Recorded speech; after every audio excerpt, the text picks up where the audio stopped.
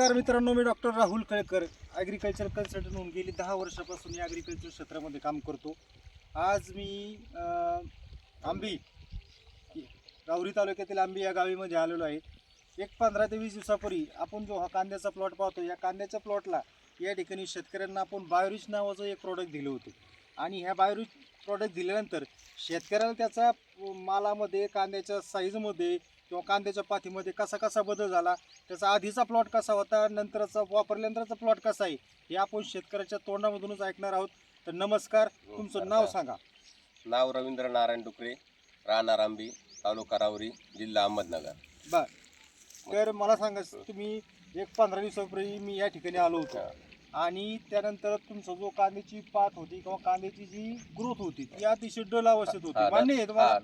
Dull अवस्थेत होती. कांद्याच्या ज्या माना होत्या त्या वाकलेल्या होत्या, बरोबर आहे. त्यानंतर आपण तुम्हाला बायोरिच नावाचं प्रॉडक्ट दिले, बरोबर आहे. त्या बायोरिच प्रॉडक्ट तुम्ही कसं सोडलं आणि सोडल्यानंतर तुमच्या कांद्यामध्ये कसा बदल झाला ते सांगा.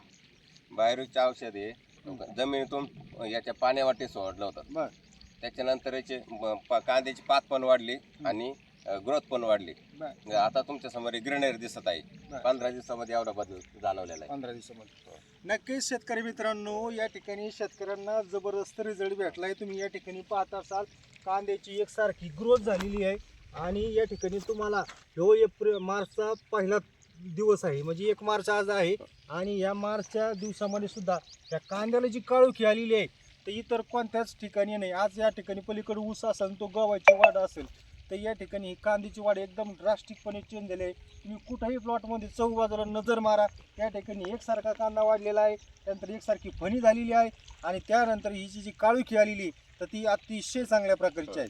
आता या ठिकाणी आपण पाहतोय, या ठिकाणी कांद्याची फणी बनत चाललेली आहे. या फणीला जवळजवळ 7 ते 8 फणी आलेल्या आहेत. आणि असा जर कांदा शेवटपर्यंत टिकला तर कमीत कमी कांद्याची साईज चांगल्या प्रकारे मिळून आपल्याला भरघोस उत्पन्न या ठिकाणी मिळणार आहे.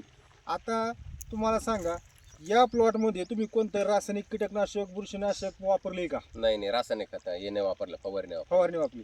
आपण मित्रांनो यांना बायोरिचच औषध फवारणीसाठी पण दिलं होतं. याच्यामध्ये प्रत्येक पंपाला आपण 200 ml बायोरिच वापरले.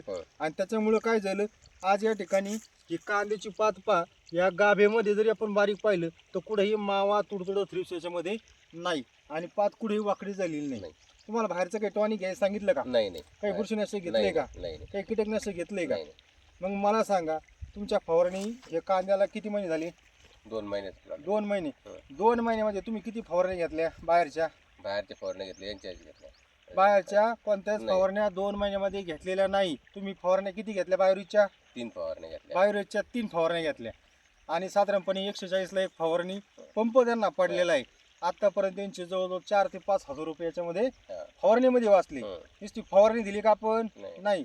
आणि खालून पण त्यांना आपण ग्रोथसाठी दिलेले आहे. तर मला सांगा, या ठिकाणी तुम्ही या प्लॉटमध्ये यशस्वी समाधानी आहेत का? हो. तर आता आमचे शेतकरी, आमचं यूट्यूब चॅनेल आहे, त्या यूट्यूब चॅनलच्या माध्यमातून तुमचा हा व्हिडिओ संपूर्ण महाराष्ट्रामध्ये, भारतामध्ये जाणार आहे. तर तुम्ही आमच्या कंपनीबद्दल, आमच्या प्रॉडक्टबद्दल शेतकऱ्यांना काय सांगू इच्छिता? हे प्रोडक्ट अतिशय चांगलं आहे. हे प्रोडक्ट वापरल्याने इतर खर्च पण कमी होतो.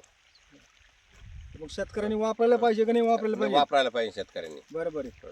तर अशा पद्धतीने मित्रांनो, या ठिकाणी शेतकऱ्यांना कमी खर्चामध्ये चांगल्या क्वालिटीचा ग्रोथ या ठिकाणी मिळालेली आहे. त्याचबरोबर त्याचा रासायनिक कीटकनाशकांचा, बुरशीनाशकाचा खर्च पण वाचलेला आहे.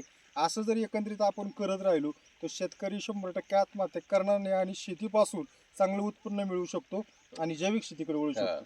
धन्यवाद.